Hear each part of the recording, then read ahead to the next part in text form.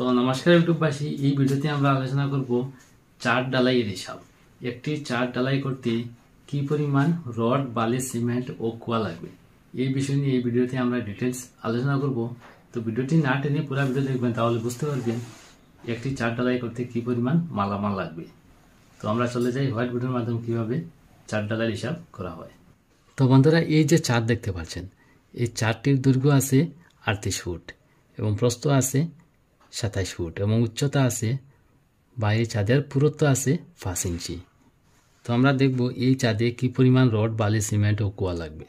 তো প্রথমে আমরা কি করব, এই চাঁদের ক্ষেত্রফলটা বের করে নেব। আমরা দেখব এখানে কত স্কোয়ার ফুট চাঁদ আছে। তো ক্ষেত্রফল, দৈর্ঘ্য পেলাম আমরা 38 ফুট আর প্রস্থ পেলাম আমরা 27 ফুট। এই দৈর্ঘ্য প্রস্থ যদি আমরা গুণ করি, গুণ করে হবে 1026 বর্গ ফুট।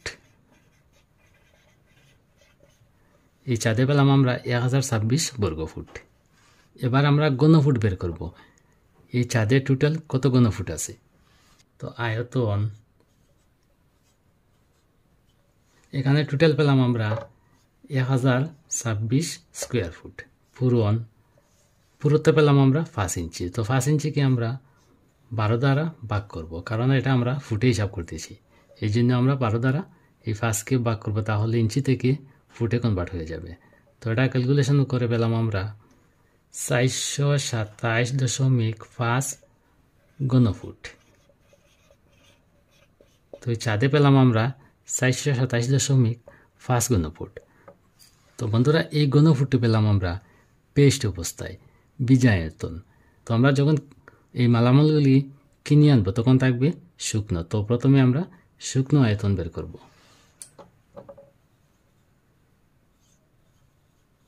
শুকনো আয়তন। তো শুকনো আয়তন বের করতে হলে এখানে পেলাম আমরা 427.5 ঘনফুট। 427.5 ঘনফুটের সঙ্গে আমরা 1.5 দ্বারা গুণ করব। আমরা শুকনো অবস্থায় যখন আমরা মালামালগুলি কিনব তখন বাড়তি অবস্থায় থাকবে, আর যখন পেস্ট করে কাজ করব তখন মালামালগুলি কমিয়ে যাবে। এই জন্য 1.5 গুণ বাড়িয়ে নিতে হবে।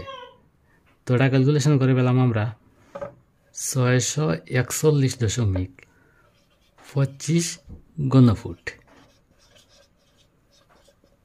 এটা পেলাম আমরা শুকনো আয়তন।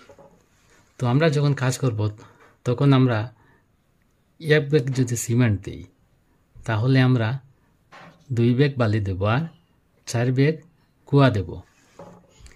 তো 1:2:4 1 ঘনফুট যদি আমরা সিমেন্ট দিই তাহলে আমরা 2 ঘনফুট বালি দেব আর 4 ঘনফুট পাথর দেব। তো এই অনুপাতগুলি আমরা যোগ করে নিই। 1 অনুপাত যোগ 2 অনুপাত যোগ 4 অনুপাত। এই অনুপাতগুলি যদি আমরা যোগ করি, যোগ করে হবে 7। তো অনুপাতের যোগফল পেলাম আমরা 7। তো প্রথমে আমরা সিমেন্টের হিসাব বের করবো। এখানে কত ব্যাগ সিমেন্ট লাগবে। সিমেন্ট, তো এখানে শুকনো আয়তন পেলাম আমরা 641.25 ঘনফুট। এটাকে আমরা এই অনুপাতের যোগফল দেখতে পাচ্ছেন 7। এই 7 দ্বারা ভাগ করব। পূরণ, আমরা কি অনুপাতে সিমেন্ট দ্বারা এখানে কাজ করছি, আমরা 1 অনুপাত সিমেন্ট দ্বারা এখানে কাজ করছি। তো এখানে গুণ 1। তো এটা যদি আমরা ক্যালকুলেশন করি, ক্যালকুলেশন করে হবে 91.60 ঘনফুট। 91.60 ঘনফুট সিমেন্ট লাগবে এই ছাদ তৈরি করতে। এটা যদি আমরা ব্যাগে কনভার্ট করি তাহলে এই ঘনফুটকে আমরা 0.8 দ্বারা আমরা গুণ করব।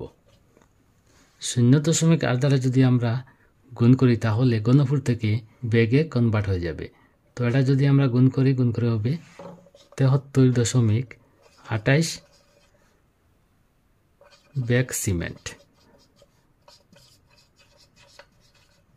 তো এই চাঁদে লাগবে 73.28 ব্যাগ সিমেন্ট। তো প্রায় 74 ব্যাগ সিমেন্ট ধরে নিন। এবার আমরা বালির হিসাব বের করবো। এখানে কত ঘনফুট বালি লাগবে। বালি। এখানে শুকনো আয়তন পেলাম আমরা 641.25 ঘনফুট, 641.25 ঘনফুট। এটাকে আমরা এই অনুপাতের যোগফল দ্বারা ভাগ করব। এর সাথে পূরণ করব আমরা কি অনুপাত বালি দ্বারা আমরা এখানে কাজ করছি। আমরা 2 অনুপাত বালি দ্বারা এখানে কাজ করছি। এখানে আমরা 2 দ্বারা গুণ করব। এটা যদি আমরা ক্যালকুলেশন করি, ক্যালকুলেশন করে হবে 183.21 ঘনফুট, 183.21 ঘনফুট বালি লাগবে এই ছাদ তৈরি করতে। এবার আমরা পাথর হিসাব বের করব। এখানে কত ঘনফুট পাথর লাগবে। পাথর এই ছাদের শুকনো আয়তন পেলাম আমরা 641.25 ঘনফুট, 641.25 ঘনফুট। আর অনুপাতের যোগফল পেলাম আমরা 7। এটাকে আমরা 4 দ্বারা গুণ করব, কারণ আমরা 4 অনুপাতে এখানে পাথরের কাজ করতেছি।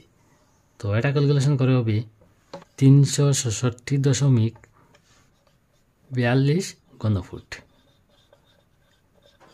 এই 4 ঢালাই করতে আমাদের লাগবে 366.42 ঘনফুট পাথর। এবার আমরা রডের হিসাব বের করব এই ছাদে কতটুকু রড লাগবে। তো রডের হিসাব যখন আমরা করব তখন আমাদের মনে রাখতে হবে প্রতি স্কোয়ার ফুটে লাগবে 1.8 কেজি। এটা একটা আনুমানিক হিসাব।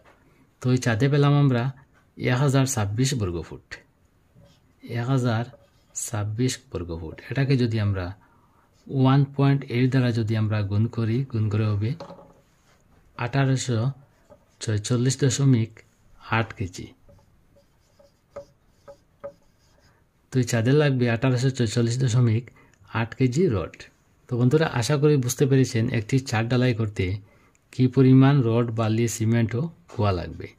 তো আজকের ভিডিও এখানে শেষ। পরবর্তী ভিডিও নোটিফিকেশন পাওয়ার জন্য চ্যানেলটি অবশ্যই সাবস্ক্রাইব করবেন। ধন্যবাদ।